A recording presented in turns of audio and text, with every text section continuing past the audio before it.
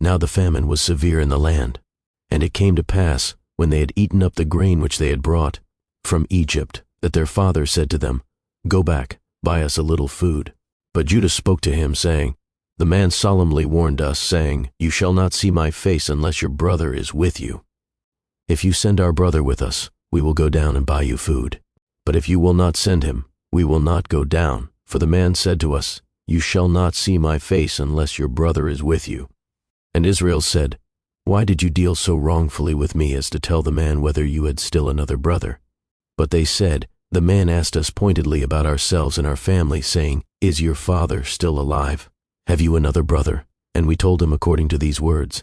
Could we possibly have known that he would say, Bring your brother down? Then Judah said to Israel his father, Send the lad with me, and we will arise and go, that we may live and not die, both we and you and also our little ones. I myself will be surety for him. From my hand you shall require him. If I do not bring him back to you and set him before you, then let me bear the blame forever. For if we had not lingered, surely by now we would have returned this second time.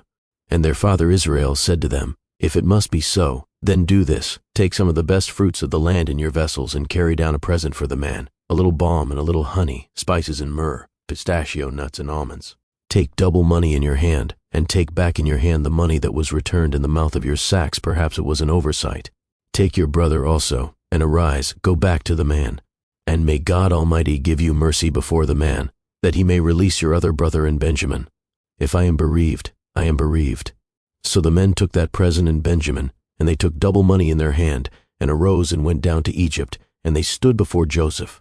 When Joseph saw Benjamin with them, he said to the steward of his house, Take these men to my home, and slaughter an animal and make ready, for these men will dine with me at noon. Then the man did as Joseph ordered, and the man brought the men into Joseph's house. Now the men were afraid because they were brought into Joseph's house, and they said, It is because of the money, which was returned in our sacks the first time, that we are brought in, so that he may make a case against us and fall upon us, to take us as slaves with our donkeys. When they drew near to the steward of Joseph's house, they talked with him at the door of the house, and said, O sir, we indeed came down the first time to buy food. But it happened, when we came to the encampment, that we opened our sacks, and there each man's money was in the mouth of his sack, our money in full weight.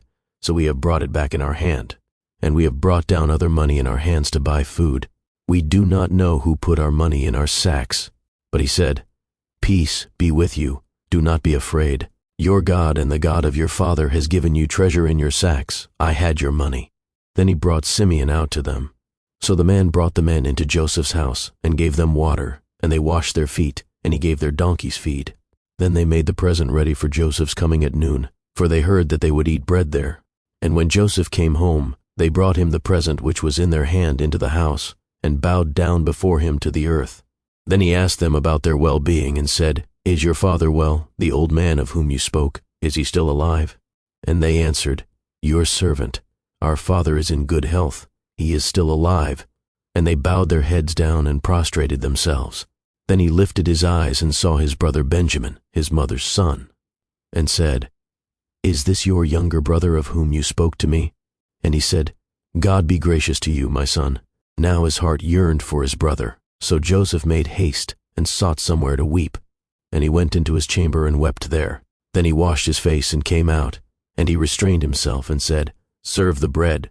So they set him a place by himself, and them by themselves, and the Egyptians who ate with him by themselves, because the Egyptians could not eat food with the Hebrews, for that is an abomination to the Egyptians. And they sat before him, the firstborn according to his birthright, and the youngest according to his youth. And the men looked in astonishment at one another. Then he took servings to them from before him, but Benjamin's serving was 5 times as much as any of theirs. So they drank and were merry with him.